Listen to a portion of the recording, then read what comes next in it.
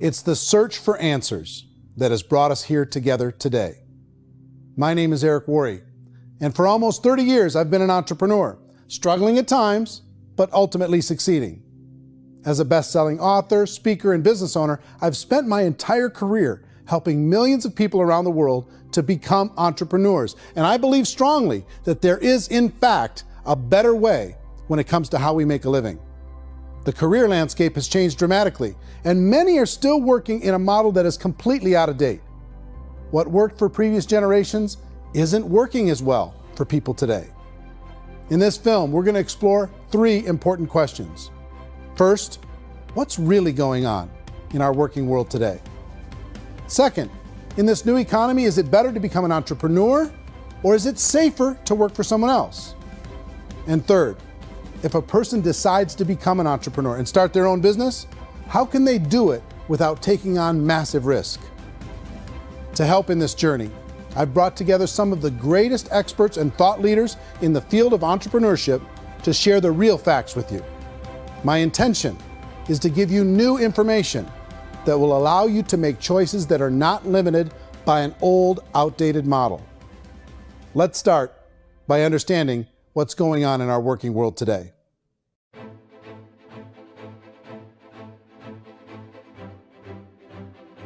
Let's look at unemployment. 30–40% of the people are honestly not working, but would be working.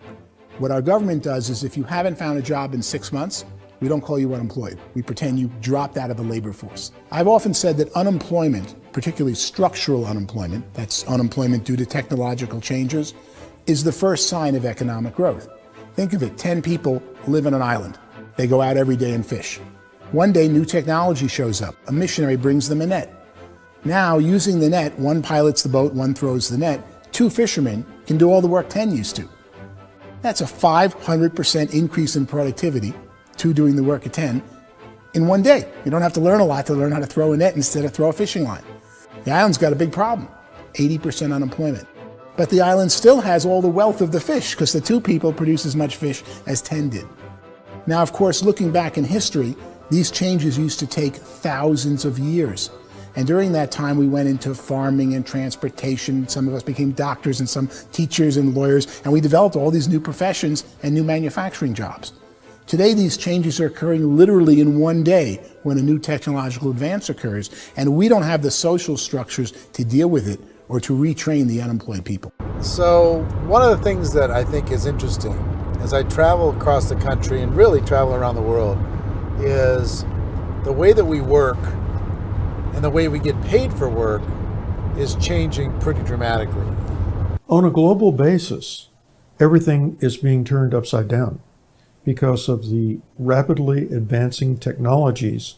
They are eliminating many jobs, and we have been left with many people not prepared for the jobs that exist. A lot of demand in public companies was to squeeze out all the fat and to get just as much margin as we possibly could, and fat equals humans. So this idea of job security and information age is so obsolete, but it's still taught inside our school system, and that's where the problem starts. There's no financial education in school system, and people are still trained to be employees who work for that paycheck. This is a chart on the middle class. What's happening in the middle class, those that went to school, their incomes have been coming down for years. And parents still say to their kids, go to school, get a job. Now what happens to all those middle class people who are dropping off the ends of the chart? Well, they become what's called working poor. And this is what happens to working poor. But they say poverty is ending. Well, poverty may be ending, but working poverty is going up. And this is food stamp usage.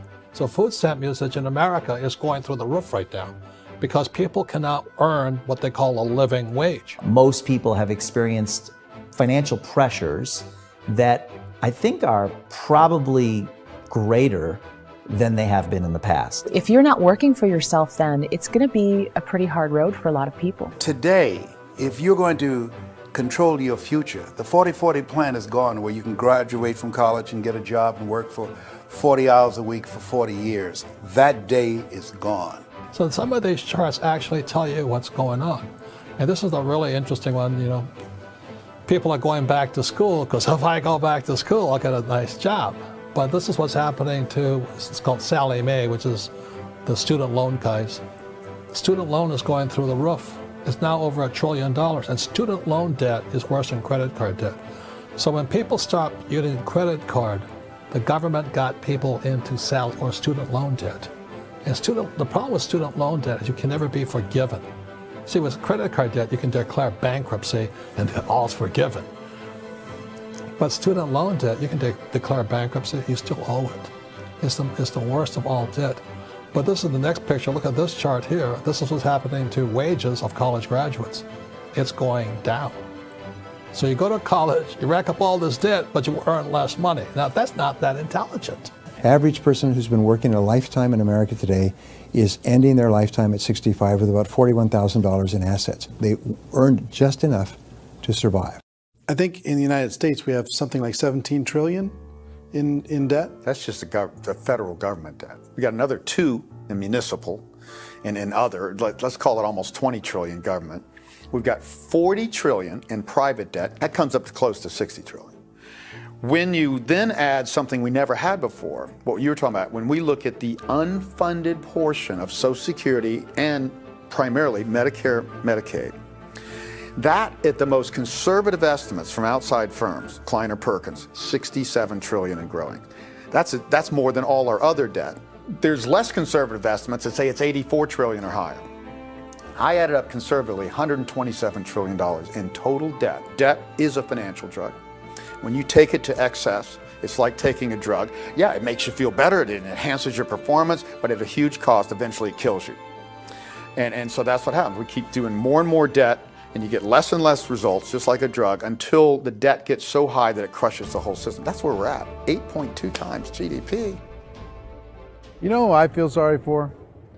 I feel sorry for the person who dreads going to work, who is sick to their stomach on Monday morning, who hates their alarm clock, who gets a little glimmer of hope on a Wednesday because it's hump day and says, thank God it's Friday.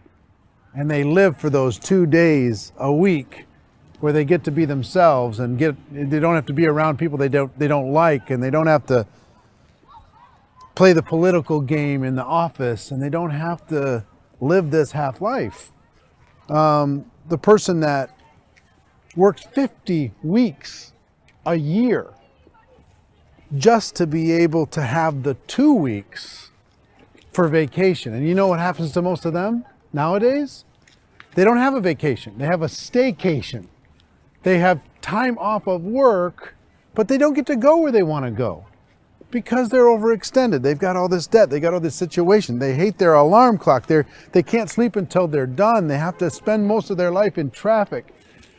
I feel sorry for that group of people because there's a better way. They just don't know it. I see this really interesting attempt at rugged individuality in a 6x8 rectangle.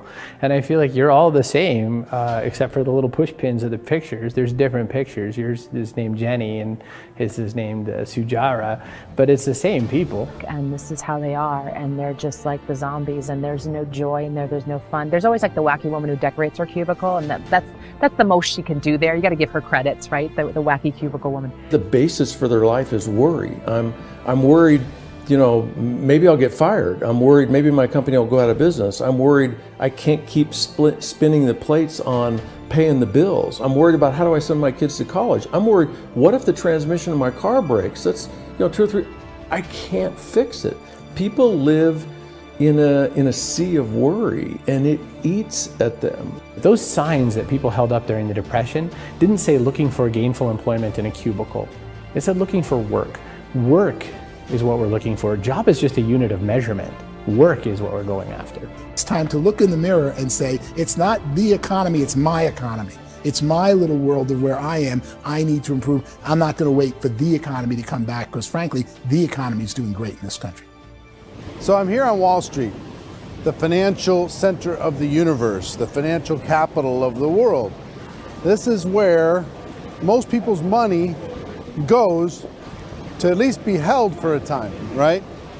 With interest rates in banks being effectively zero, and many experts are predicting it's going to stay at zero for the next 10, 20, even 30 years, people feel like they don't have any choice but to put their future into equities, to put their future into the hands of other people on this stock market, and hope that the stock market goes up, hope that the stocks that their advisors pick or that they pick goes up. That's one way to go, I guess. It's my personal belief that if you put your future into the hands of yourself, in other words, you have earning power by yourself, I think you're a better investment than these guys. I think you controlling your future is a better option than handing over your retirement to these guys. The average household income in the United States is approximately $50,000 a year, what they call the middle class. To reach the top 25% of income earners, you'd need to earn at least $90,000 a year. To reach the top 10% would be a household income of $140,000, the top 5%, $190,000, and to be in the top 1%, you'd need a combined household income of at least $380,000 a year. So here's the question. What do you think would give you the best chance to move up and get to the top 10%, the top 5%, the top 1% or beyond? In my opinion, and in the opinion of many, many experts, the answer is to become an entrepreneur, to become your own boss. I think you have to be a business owner. I can't, the only time I ever say to someone it'd be great to be an employee is when they've already told me they've surrendered. I only tell people who are wounded spiritually that they should be an employee. And it's that feeling that you get when you pick up the backpack off the little Cub Scout and say, "Don't worry, little guy, we'll get you back to the camp." You know, it is in no way a kindness when I tell someone they'd be a great employee. The other status symbol really increasingly is lifestyle. I mean, people can own their own business, maybe even work out of their house. That, I tell you, people admire that. Like, gosh, I wish I could do that. The spirit of the entrepreneur is to be a risk taker and to be resourceful and unstoppable and to have a vision of yourself beyond where you are and not willing to settle for life as it is. Think about the great entrepreneurs. They're visionary. They have heart. They're willing to do today what others won't so they can do tomorrow what others can't. Personally, I don't think of the new economy, the old economy. I create my own economy. The entrepreneur's in control. I decide what the economy is going to be like. In the world of entrepreneurship, there are no limits. You can make as much as you want, depending on how much you want to work and how smart you are and how great a team you put together. There's no more lifetime rewarding business than being an entrepreneur. Why in America, where anyone could be anything, would people want to give up their freedom and become effectively a modern-day slave, told shut up and be here every morning at 7:30, leave at 5:30, and do what I tell you? If people decide to become an entrepreneur and work for themselves, they have some traditional options, but they're riskier than you might think. Any kind of a retail business, retail build-outs is extremely expensive. Even just these small little yogurt stores where they're putting little yogurt machines and you get all the different flavors, you're spending $200,000, $300,000, $400,000 to open a yogurt shop. I would love to buy a Dunkin' Donuts, but it's $500,000 or so to start. I don't quite have that just in case money. Risking lose it all, and most guys do 2 or 3 times, and even big guys like Branson, because I'm such a fan of his, half his companies don't work. If you make $1 million, your problems are going to go. If you make $1 billion, your problems are really going to go. Just the opposite. You and I know when you're making $1 million, you get $1 million responsibilities. You make $1 billion, you got 1,000 times $1 million responsibilities. And most people say, I'd love to be my own boss. 70% of Americans would love to be their own boss, according to recent polls. But they don't know how to get there. Because what are you going to do? One, you could buy an existing business. If somebody's selling an existing business, you have to ask why. Usually because it's probably hard. It's probably not making as much money as they hope. 2, they could buy a franchise. A little less risk, proven system, but it's expensive to be able to do that. 3, they could start something from scratch. And that's where a lot of people feel like, I don't have the chops to do it. I don't have the money. I don't have the product idea. I don't have the expertise. I don't have whatever it's going to take to be able to get there, and I can't risk my family to do it. So 4th, they could become an investor. A lot of people in this town invest to try and figure out a way, but you got to be pretty smart with that game too, right? Venture capitalists, who are the very best and most sophisticated in investing in new breakthrough businesses, make it on 1 out of 11. That means 10 out of 11 are mediocre or fail. Most of them fail. That's the risk there. An angel investor is lucky to get 1 out of 15 or 20. A business is a team sport. Like, I have to have accountants, I have to have engineers, I have to have systems designers, I have to have sales, marketing, I have to have accounting, I have to have mission statements, I have to have legal and all that. The average Joe Schmo, even me, I go out there, I don't have the skills to put a business together. I think the bottom line for the 4 traditional options is they take money, sometimes a lot of it. They take expertise, and they take time. All of that adds up to just too much risk for most people. I bought a business from somebody else and it was a lot of work. And you start wondering, what did I just buy? Because I guess ultimately I own your email list and I just overpaid for it. People that start their own business, they spend a lot of money, they spend a lot of time, a lot of effort to get things started. And the more you invest on the upfront, the harder you typically work at it. I can tell you what the success rate is of a restaurant. What is it? They're crazy enough. About 90% of them fail. About 90%, in how quickly? Year or less. Wow. And if we're talking non-franchise, we're talking franchise, Sure. That's totally different. Yeah. But our students aren't getting franchise restaurants. You got to invest big money. Exactly. And with someone like McDonald's, you've had to work with the company for a long period of time, really know the Even have a business. chance at investing $1 million. Have a chance, and it's a slim chance. What if there was a way that you had all the proven aspects, the comfort aspects, and you could still control your own life? What if there was both? In other words, you didn't have to create everything from scratch. You didn't have to be a super leader. All you had to do, what if there was a proven product already? You didn't have to create the product. And there's a proven system already, proven training already. Everything except an employer. That was the only thing that you didn't have. Do you think more people would be open to working for themselves in that environment?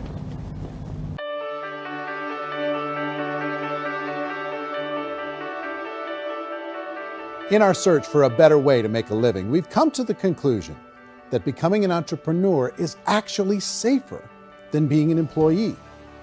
And through our look at the entrepreneurial options, one particular path kept coming up from expert after expert.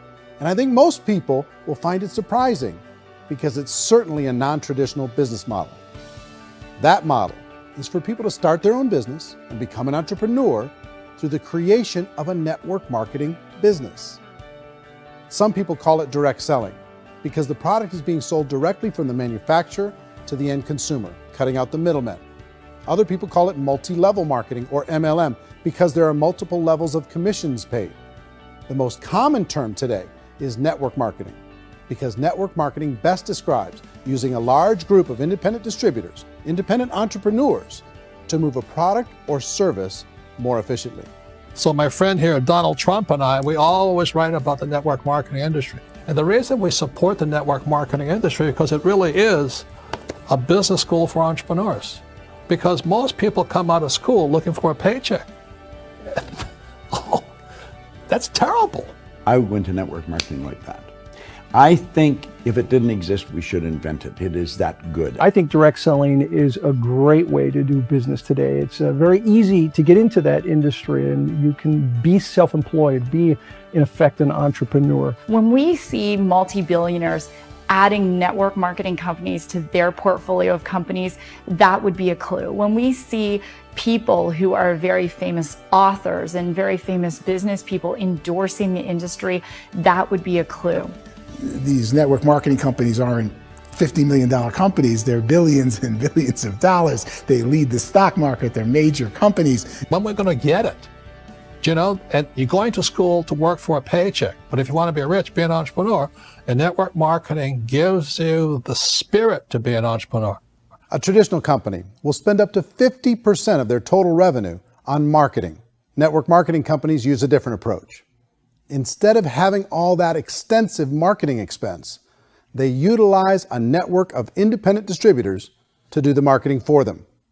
Now, why do they do this? First, because word-of-mouth advertising is so much more effective today than traditional media advertising. Second, some products need to be explained or demonstrated and an independent salesperson can do that more effectively than an ad campaign. Third, it's completely efficient. The company only pays for the marketing of their product if a sale happens and not before. Imagine if Amazon allowed you to become an independent distributor and paid out 40% of its revenue to that distributor group. All you had to do as a distributor was recommend a product, and if a person bought it on Amazon, Amazon would take care of all the logistics and you'd get paid for bringing the customer. Now imagine you got paid for every purchase that customer made for the rest of their lives. Well, Amazon doesn't offer this option, but network marketing companies do. 85% of all buying decisions in our society are made as a result of word of mouth or reputation. We're recommending things to each other all the time. You know, who's your dentist? Who's your doctor? Who's your lawyer? What detergent, are you using? What legal system are you using? What product are you using? We're talking to each other about the things that we love anyway. When you go into a big box retailer, you're lucky if the clerk looks you in the eye, much less gives you any detailed or accurate information about what you're purchasing. So of course, this personal information, this education coming from a friend, a neighbor, a relative, or even a stranger, but one who has experience with the product is extraordinarily valuable. As a matter of fact, network marketing can educate consumers probably better than any other form of marketing. It certainly can do better than advertising, because advertising usually has a certain hype to it and you can only get limited information. So, network marketing trumps advertising. If you were a typical sales company and you wanted to sell $1 million a month worth of product, you might go find 100 superstar salespeople. The quota would be $10,000 a month. So network marketing as a distribution system just flips the numbers. So we use 10,000 happy, raving fans of a particular product, and we don't concern ourselves so much with how much product each one of them individually sells. If they sell just $100 or $200 a month, and there's 10,000 of them, you're selling $1 million to $2 million a month worth of product. And that's the best way I can explain how network marketing works. This is the marketing arm of the company. There's not money being wasted on bricks and mortar. There's not money being wasted on inventory that's sitting stagnant somewhere. There's not of employees standing around that don't have customers. These are people that are going to connect with customers. These companies allow people to become independent distributors for extremely low cost and with no minimum time or sales quota. Essentially, they own their own business and can provide as much or as little sales as they choose. In other words, the distributor gets all the benefits of traditional business ownership without the risk. The advantage of network marketing is the ease of entry, the low risk, and the low startup cost, because almost everything else has very high risk. You can get in for a minimal investment. You're buying into a system that's already been proven, products or services that have been proven to work. The keys to network marketing is providing an opportunity for the masses to get involved, providing an opportunity for the average person who doesn't have the resources to start their own business. All of this so far is fairly straightforward, but network marketing offers another benefit, and it's this benefit that makes it so interesting for entrepreneurs. Network marketing allows a distributor to build their own network of other distributors and then compensates them on the sales created by that entire group. Direct selling is, at its base, very simple. It's the sale of a product or service to an individual on a face-to-face, one-on-one basis, just the way we're talking right now. But there's an important element as well, and that's the offering in conjunction with that sale of product, the offering of an opportunity for someone to make something of themselves. No matter what your social status is, no matter what language that you speak, I mean, look how many unbelievable people are becoming successful that speak every kind of language out there. What an awesome gift to give the world. Instead of having to work your way up in a system and prove that you could be a sales manager, they just decided everybody can be a sales manager. Everybody gets to build a sales team from day one. And so what that brought into the system of growth as a direct selling company is the concept of compounding or geometric progression. Because now you can actually grow sales force very quickly because everybody is enrolling people in their own sales force. People who are like, oh, this is weird, I'm building a sales team, or what do you think you do at a regular company? How do you think a regular company works? Network marketing is the only industry that doesn't say your past determines your future. It looks at your past and says, okay, now what can we train you to do so you can have a great future? Every other employer out there wants to exploit you for what you already know, not teach you something new. Network marketing has the potential to save the United States and the world because it's going to teach people not to be employees, but to be entrepreneurs.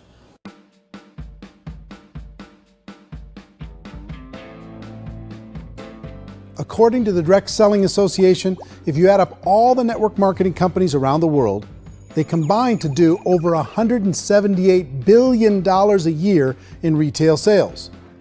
To give you an idea of how big that really is, the NFL, the National Football League, does approximately $9 billion a year. The music industry does a little more than $16 billion a year, and the movie industry does about $80 billion a year. Using a conservative average, network marketing companies pay their distributors about 40% of that $178 billion in the form of commissions, which adds up to more than $71 billion a year.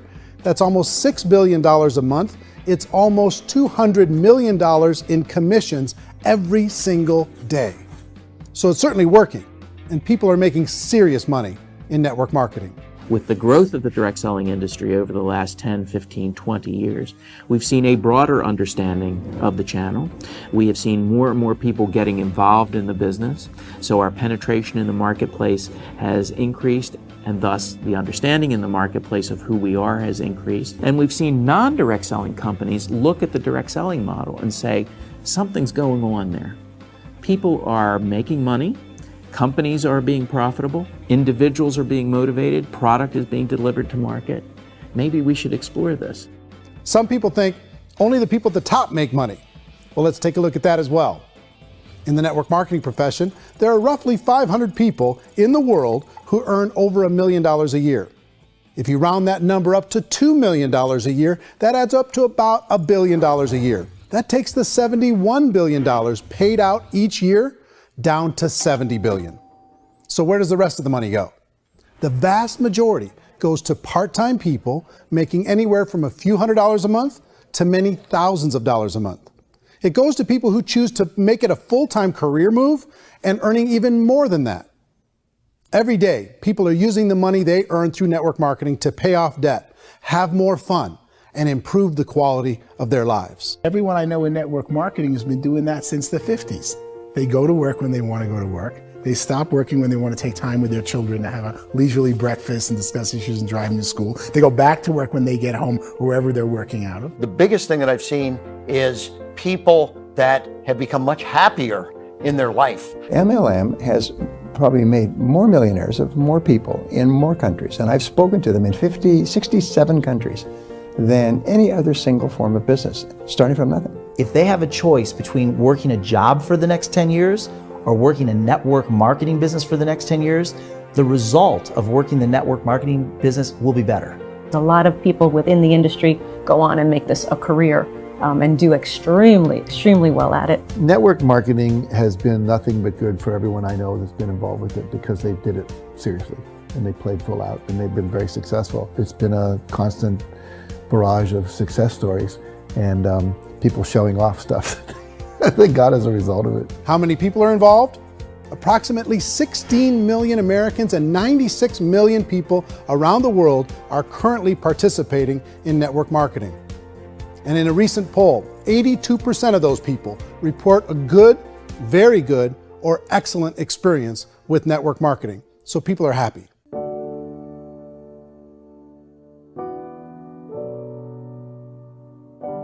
So I've taken a look at the network marketing profession and really tried to understand why so many people are confused as to the validity of this as a business.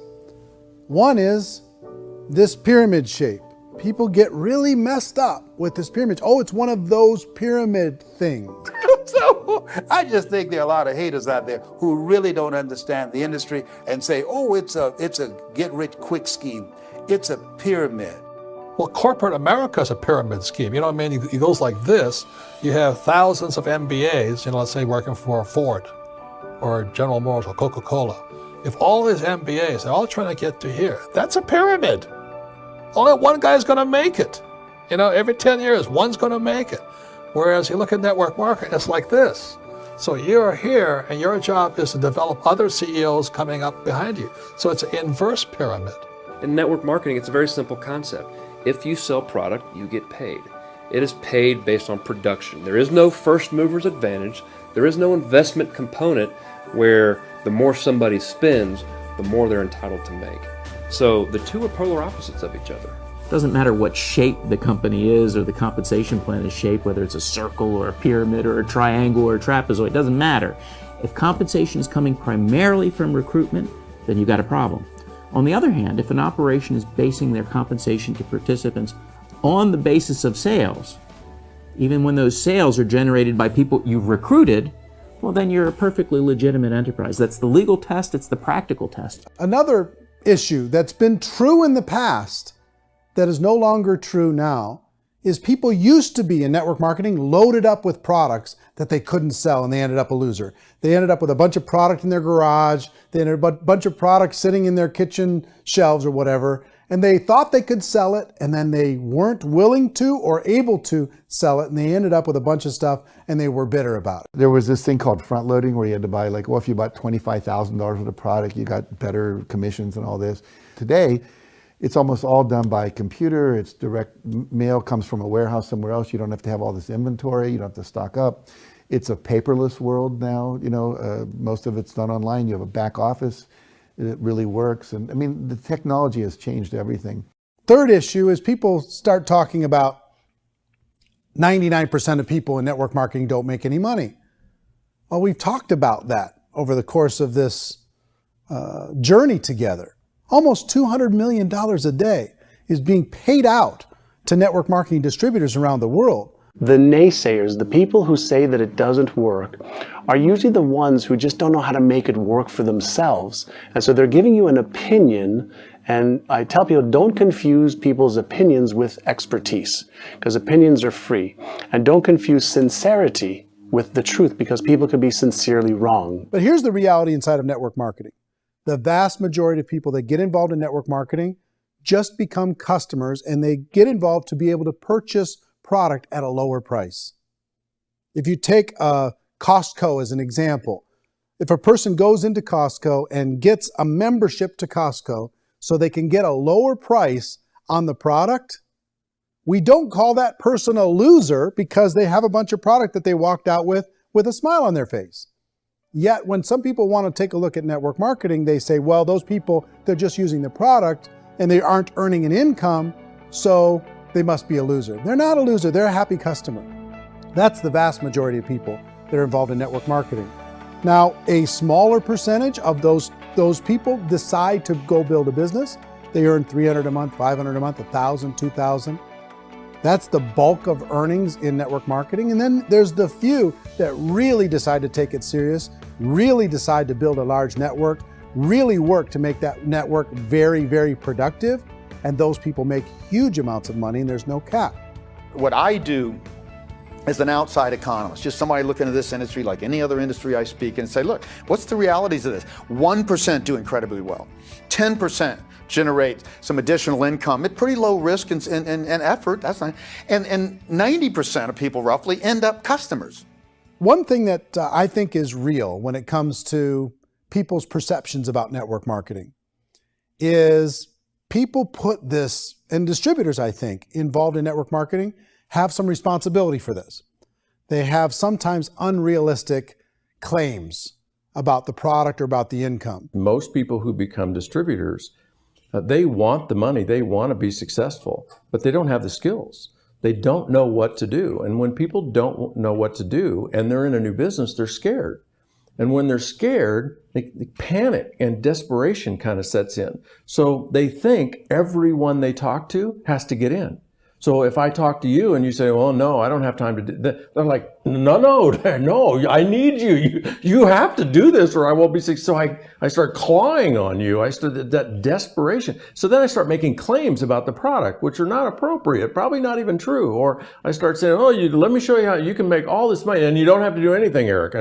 And so you just totally misrepresent the opportunity, and you're clingy with people because you think you need everybody to be successful. and you don't. You know, one of the messages that I try to deliver most forcefully to companies as well as salespeople in direct selling is that you don't have to overpromise. The reality is in network marketing, there's a lot of hard work involved. There's a lot of effort. You're going to have to develop yourself. It's a business like anything else. It's going to take some time, but in my opinion, it's better.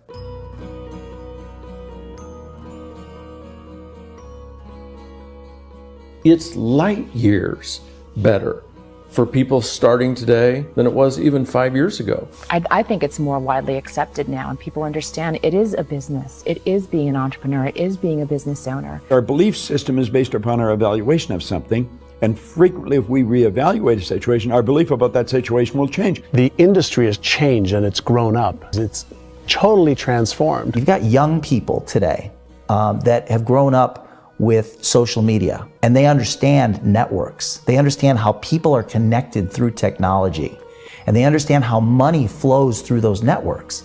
So when they see network marketing, they don't see it the way their parents saw it. And we've all learned, the larger industry that you represent, has all learned from those mistakes and flaws and errors that have happened early on. Early algorithms didn't work the right way. That's all fixed. It's like when they design a computer program, they design the program, then they run it, and then they go back through and they debug it. The MLM industry has been debugged. This is the day of being virtual, being able to run a business from your mobile phone. I mean, it's incredible. Companies are getting smarter. They're implementing more consumer protections. They're implementing more compliance training. They're doing more with respect to product research. If you do get involved and you make purchases of inventory, even on a voluntary basis, if you decide that this business is not for you, you can leave and have that inventory repurchased by the company. There's no other business that offers that kind of protection on a voluntary, self-regulatory basis.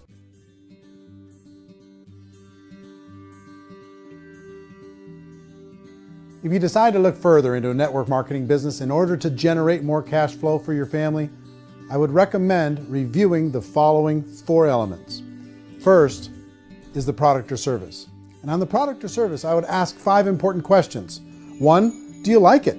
Is it something you would feel comfortable sharing with others? 2, is there a recognized need in the marketplace? It's hard to create a need if one isn't naturally there. 3rd, does the product meet that need? Does it solve a legitimate problem for consumers? And 4th, is it priced to sell? Can it compete in the marketplace? And 5th, is it priced for profit?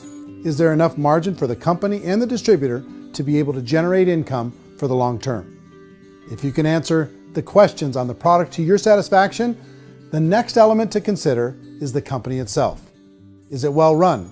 Do you believe in the founders or the management team? Do you feel they have what it takes to go all the way? See, it doesn't matter how good the product is if the management can't take care of the company. Good management can change with the times. They can handle adversity. They can make good decisions. Make sure you choose a company that can serve you for a long time. The third element to consider is the compensation plan. And with that, there are 3 important things to look at. First, a brand new person needs to be able to generate some money fairly quickly.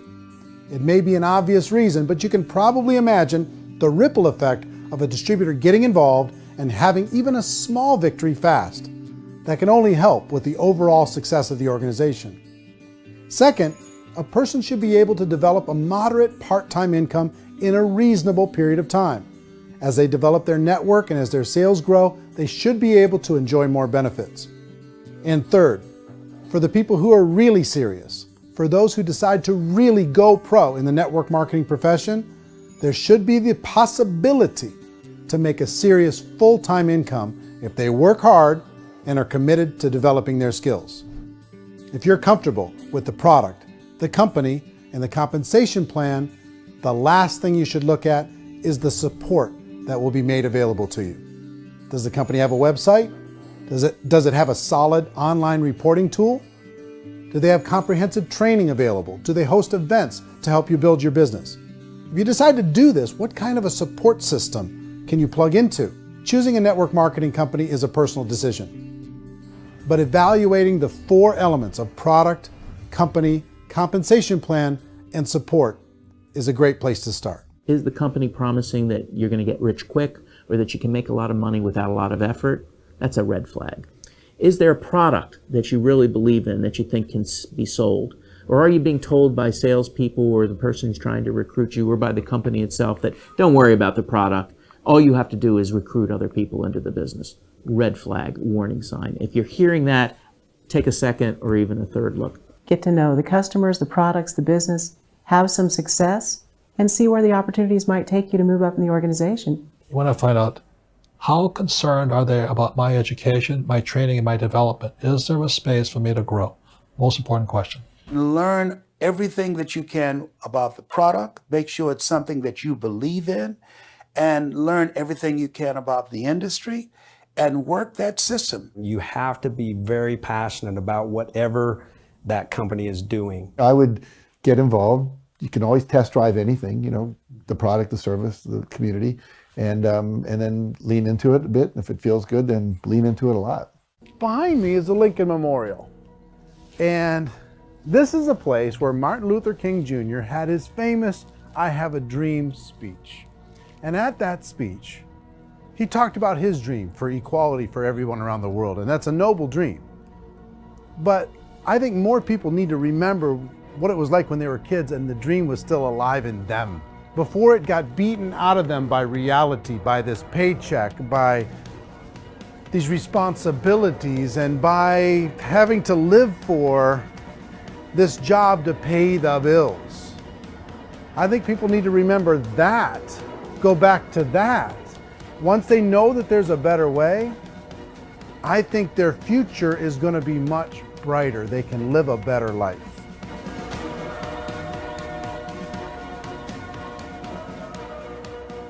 So if you're considering getting involved in a network marketing company, let me offer you just a few pieces of advice. First, network marketing isn't perfect. It's emotional, it's challenging. Like any entrepreneurial venture, it can have its up days and its down days. But if you have an entrepreneurial bone in your body, it's just better. Second, if you're gonna do it, decide to be professional. Decide to go pro. It's better to do that than just be this amateur sticking your toe in the water. Third, as any professional, you're gonna have to learn some new skills. And I promise you, inside of the network marketing profession, they're not too difficult to learn. Fourth, like anything worthwhile, it's gonna take some time. Don't expect that you're gonna get to the finish line right out of the gate. And fifth, it's worth it.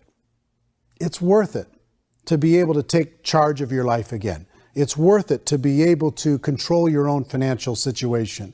It's worth it for the people you're going to be able to spend time with. It's worth it for the things you're going to be able to see and the experiences you're going to be able to experience. It's worth it for the causes you're going to be able to contribute to, the lives you're going to be able to touch, the customers you're going to be able to help, the friendships you're going to be able to develop. I promise you, it's worth it. Remember, most people are searching for answers just like you are. But I do have to tell you the catch to network marketing. If there is a catch, if you want to understand this from an emotional point of view, people say, well, it sounds too good to be true. It's not, it's hard work. But here's the catch. Most people still don't understand it. So you're going to have to endure the loss of social esteem from ignorant people. The uneducated will think less of you. Now, if you can handle that, you're on your way. If that's going to destroy you, you know what? Entrepreneurship in general probably isn't in your future. If you can face that catch, you can become unstoppable. I want everyone to really contemplate this if they're not in network marketing. You're in a job, you probably have a mortgage, you have rent, you have debt, whatever's going on. You're in a prison. You work just hard enough to keep them from firing you, and they pay you just enough to keep you from quitting. Come on! I've been there, done that, and bought that t-shirt. In network marketing, if you run into failure, it's really just a homework lesson for yourself. There's no one to blame. You really have no excuse not to be successful. You just don't. People don't want to hear that, but there's so much available to you. If you want to be a good network marketer, be a student to the people above you, be a fellow traveler to the people on the same level, and be a teacher to those below, and know when it's appropriate to do which. People who are not afraid of asking people to buy things or not afraid of persuading people with a chance they may say no. These people own the future. Nothing happens until something moves. So you got to go move, you got to go do something, or nothing's going to change in your life. In the beginning, you're going to do a lot of things that you don't get paid for. But as you go down the road, you get paid for a lot of things that you don't do. And your job is rehabilitate the spirit, the entrepreneur spirit in all of us. You give it back. Either give it a strong yes or a strong no, but no wishy-washy, dilly-dally stuff in the middle. There's dreams and there are nightmares, but I believe that the biggest nightmare of all is when you don't pursue your dream. You're going to see some monumental growth in this profession. It's an exciting, exciting time to be involved with the network marketing profession. The next 10 years, I see just exponential growth. When that tipping point comes, it's not a matter of asking somebody, have you ever heard about network marketing? You're really asking them, which company are you building your wealth in? We are here to fix the world, to improve relationships with other people, to improve other lives. And the real reward comes as an entrepreneur in any level from teaching somebody something and watching them soar. There is no greater reward.